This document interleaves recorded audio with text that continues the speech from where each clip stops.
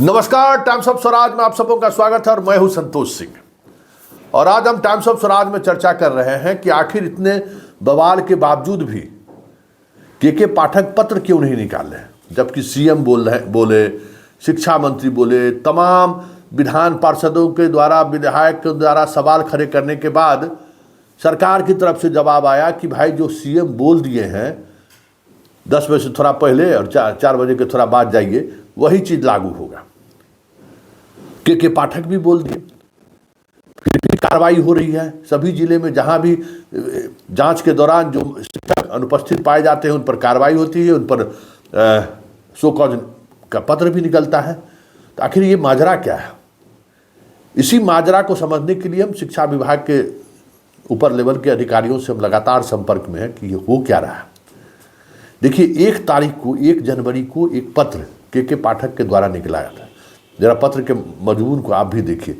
उस पत्र में जो उन्होंने चर्चा की है, वो चर्चा की है कि NCF 2023 के पार्ट 4.4.1 और 4.4 और 2 में कुछ चीज़ें निहित हैं और 4.4.2 में रूटीन टेबल बनाया गया है।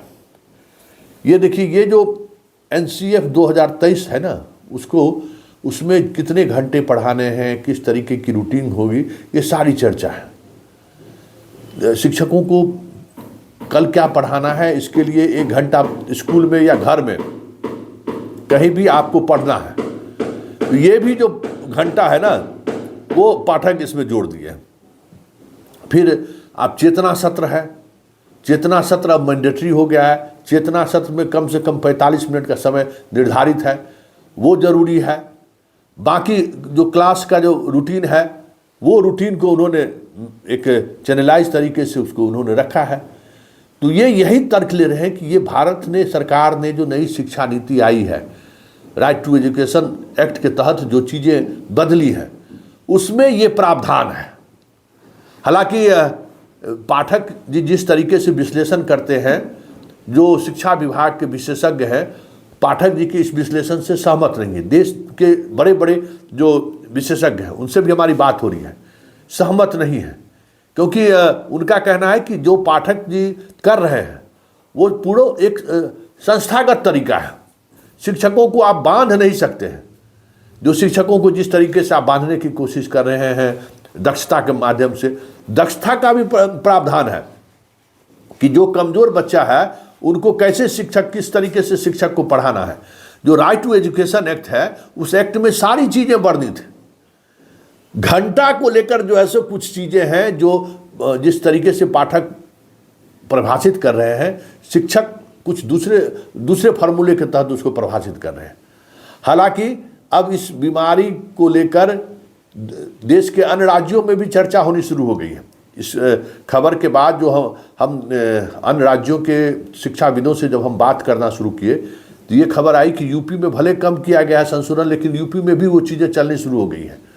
देश के तमाम स्टेट का, ये कहिए दिल्ली में भी, कि ये जो नई शिक्षा नीति का जो कंसेप्ट है ना, उसमें बच्चों को चेतना सत्र, शिक्षक को क्या पढ़ना है, कल क्या पढ़ाना है, इसके लिए जो अध्ययन की उन्हें ज़रूरत है, नए नए चीज़ों की जो ज़रूरत है। तो भाई, जहाँ ये राइट टू एजुकेशन एक्ट में जो ये चीज़ें दी गई हैं, उसमें लाइब्रेरी का भी प्रबंध है, बहुत सारे इंफ्रास्ट्रक्चर की बात की गई है। वो चीज़ें तो बिहार में आप उपलब्ध कराए नहीं, लेकिन भारत सरकार का जो कानून है, उस कानून का आप अनुपालन करा दिए।